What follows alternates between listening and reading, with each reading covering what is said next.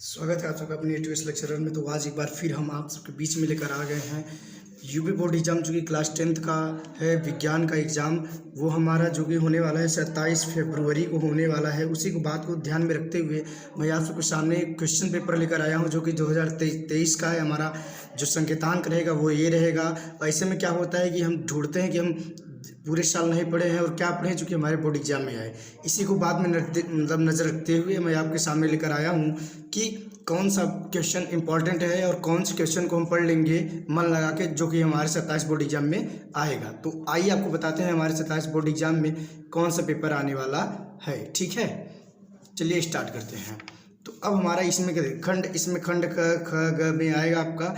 देखिए, तो खंड क में सबसे पहले आपका फिजिक्स का पूछा जाएगा, जिसे हम भौतिक विज्ञान कहते हैं। फिजिक्स कौन से क्वेश्चन इंपॉर्टेंट है, कौन कौन से क्वेश्चन आएंगे, वही आपको हम बताने चल रहे हैं। तो हमारा पहला क्वेश्चन है कि अवतल दर्पण के दो उपयोग का वर्णन करना है। आपको ये जरूर याद कर लेना है कि अवतल दर्पण का उपयोग दो जरूर आना ही आना है।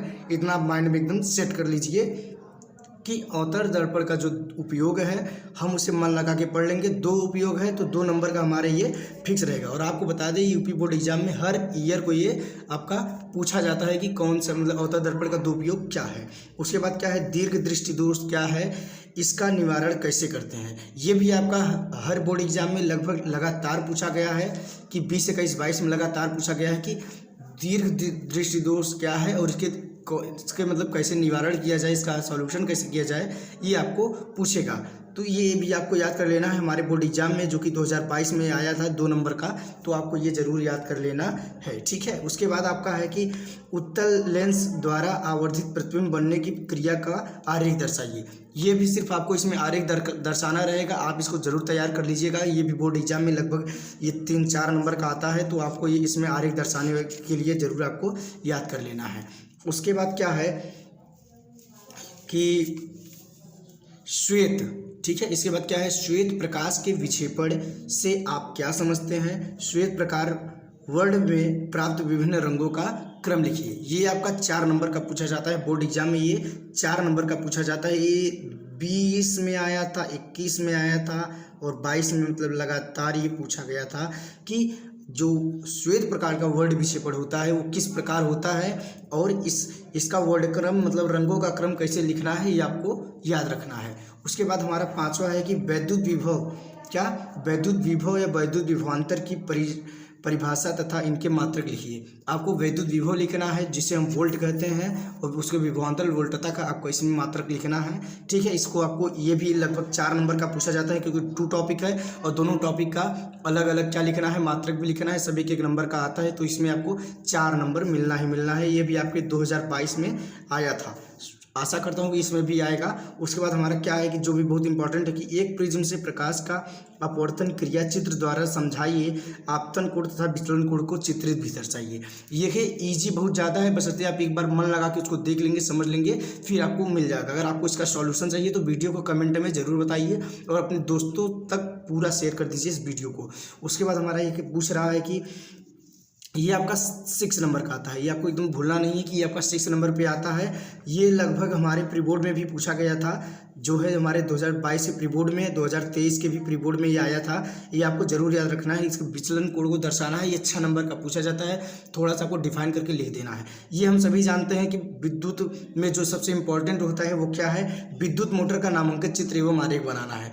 देखिए, इसमें एक वीडियो बनाऊंगा, अगर आपको चाहिए तो कमेंट में बता दीजिएगा कि विद्युत का नामांकित चित्र बना के इसकी क्रिया विधि के सिद्धांत का क्या करना है, कार्यविधि का स्पष्ट करना है। ये आपका लगभग भी 7 नंबर का फिक्स है और ये मैं लिख कर देता हूँ कि 2023 में ये जरूर आएगा। क्या 2023 में जरूर आएगा कि ये मतलब विद्युत मोटर का नामांकित चित्र बना के उसके सिद्धांत और प्रिंसिपल और कार्यविधि को लिखना है। उसके बाद हमारा क्या है कि दूरदृष्टि दोष क्या है। क्या है कि दूरदृष्टि दोष क्या है, इसे किस प्रकार संशोधित किया जा सकता है, इसका आवश्यक किरण आरेख क्या है, इसको बनाना है। ये भी आपका मैं बता देता हूँ कम से कम 6 नंबर का, मतलब ये बहुत इंपॉर्टेंट क्वेश्चन है जो हर ईयर को आता है। यही मैं आप सबको बता रहा हूँ कि कौन कौन सा क्वेश्चन बहुत ज़्यादा इंपॉर्टेंट है, कौन कौन सा आएगा। तो 8वां क्वेश्चन आपको बहुत बढ़िया से तैयार कर लेना है कि दूरदृष्टि दोष क्या है। ठीक है, ये इजी है। अगर आप इसको एक कहानी की नुमा पढ़ लेंगे तो आपको मतलब करने में कोई तकलीफ ही नहीं रहेगी। ये आप देख सकते हैं कि ये जो 8 क्वेश्चन है आपके लिए बहुत इंपॉर्टेंट है, फिजिक्स में है। उसके बाद आपको ले चलते हैं इसके आगे का क्वेश्चन जो बहुत इंपॉर्टेंट होता है। देखिए इसके इम्पोर्टेंट क्या है, 3 प्रतिरोध हो R1, R2 तथा R3 परस्पर समांतर क्रम में जुड़े हैं, इनके तुल्य प्रतिरोध के लिए व्यंजक प्राप्त कीजिए। देखिए इस पर मैं एक वीडियो बनाया हूँ, आपके इस वीडियो के डिस्क्रिप्शन में लिंक दे दूंगा, आप देख लीजिए। उसमें बहुत एक्सप्लेन करके आपको बताया गया है। ये भी आपका 6 नंबर का बोर्ड एग्जाम में कन्फर्म है, जो कि हर ईयर को आता है। अगर मैं जो क्वेश्चन दे रहा हूँ आप अगर उसको तैयार कर लेंगे तो मैं वादा करता हूँ आपका 90% कहीं नहीं गया है। अब हमारा खंड क्या है, जो कि रसायन विज्ञान से आता है। उसके बाद ये रसायन विज्ञान से जो है बहुत इंपॉर्टेंट क्वेश्चन जो है खंड ख में भी आपको बताने चल रहा हूँ। ठीक है, सभी खंड अलग अलग रहेंगे, इसको आपको अलग करना है।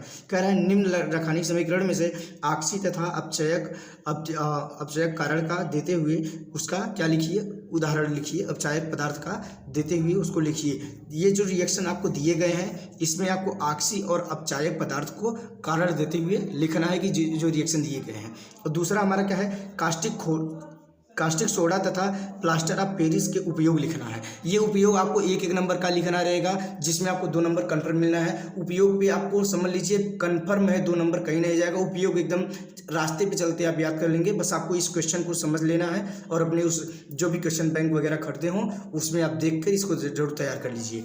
उसके बाद हमारा क्या है कि मेंडलीव की आवर्त सारणी के किन्हीं 2 उपयोगिताओं का उल्लेख कीजिए। किसको, मेंडलीव की आवर्त सारणी जो बनाए गए हैं, पीरियोडिक टेबल मेंडलीव का है, उसको आपको क्या करना है, उसके 2 उपयोग कौन कौन से उसके यूजेज हैं आपको यो लिखना है। उसके बाद क्या है, विद्युत रासायनिक श्रेणी कि किन्हीं 2 उपयोग को लिखिए। ये यहाँ भी आपको उपयोग लिखना है। 2 उपयोग मतलब 2 नंबर, डायरेक्ट समझ लीजिए 2 नंबर बनते चले जा रहे हैं सभी में कि 2 उपयोग 2 नंबर, 2 उपयोग 2 नंबर, ये सभी आपका 2 नंबरिंग वाला क्वेश्चन है। आगे बोल रहा है कि रेडॉक्स अभिक्रिया को उदाहरण से समझाइए। रेडॉक्स अभिक्रिया क्या है, जिसमें अपचायक तथा अपचयन एक साथ होते हैं, उसे हम रेडॉक्स अभिक्रिया कहते हैं। इसको आपको एक तो एग्जाम्पल लिख लेना है, इसमें आता है आपका 4 नंबर। उसके बाद क्या है, निस्तापन तथा भर्जन, जो कि हर ईयर में पूछा जाता है। आपके प्री बोर्ड में भी ये आया था कि निस्तापन तथा भर्जन में अंतर क्या है, आप उसको लिखिए। ये भी आपका 2 नंबर का आता है। निस्तापन तथा मतलब ये 4 नंबर, 2 नंबर का एक क्वेश्चन आता है, तो 2 नंबर रहेगा, जिसको हम 4 नंबर पढ़ेंगे। ये 4 नंबर का हमारा क्वेश्चन आएगा।